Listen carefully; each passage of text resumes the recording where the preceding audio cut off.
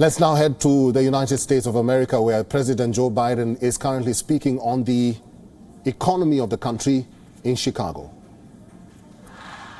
We're replacing every single lead pipe in this country and putting our children's health back directly.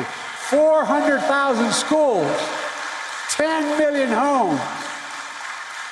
We're fixing crumbling bridges, upgrading our power grid, renovating our airports and ports.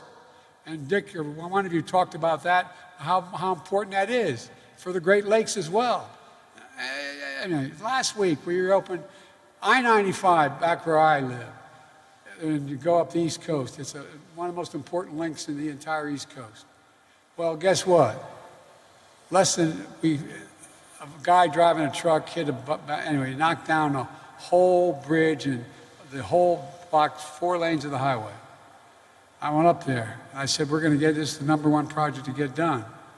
Within 1 week of my being there, 2 weeks of happening, tanker trucks that crashed and caused this overpass that has 150,000 vehicles travel on it every day and 14,000 trucks. It's critical to our economy. We did it with union workers. We closed all the loopholes. We used all American products, all American materials. We used federal infrastructure project, made in America. Made in America, not a slogan. It's actually happening. You know, when Roosevelt passed the legislation in the 30s about unions being able to be engaged, everybody thinks to just legalize unions. It said we should encourage unions. There was a little provision there that very few presidents paid attention to. It said, buy American.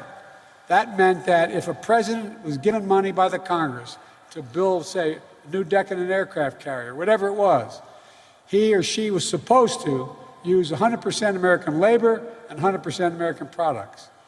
It hardly happened. We get exceptions down to 30%, et cetera. I changed all that. We're all now investing in key industries of the future, making targeted investments to promote domestic production of semiconductors, batteries, electric cars, clean energy. Under the trickle-down economic theory was that public investment would discourage private investment. Give me a break. We went to see a whole lot of major corporations said, are you more or less likely to invest if the government invests? Overwhelmingly, they had it backwards. They said, no, we're more likely to invest if the government invests. Public investment declined here at home. Industries that we invented started to move overseas, like semiconductors. I want to remind you, America invented these chips, small computer chips the size of the tip of your finger that affect nearly everything in your life. From whether your cell phone functions, your automobiles can be built, refrigerators work, it goes on, into sophisticated weapon systems. It's all in that little, without that computer chip, we got a real problem. But over time, we went from producing 40% of those world chips down to 10%. Not anymore. Biden economics means industries of the future are going to grow right here at home. At home. I mean it. Not a joke. Under Bidenomics, we've already had over $490 billion in private investment commitments. $490 billion from U.S. companies and companies around the world coming to the United States of America. Working with our global partners, Americans' investments in clean energy technology are going to reduce carbon emissions, continue to lower the cost of wind. You talked about the wind farm you're talking about.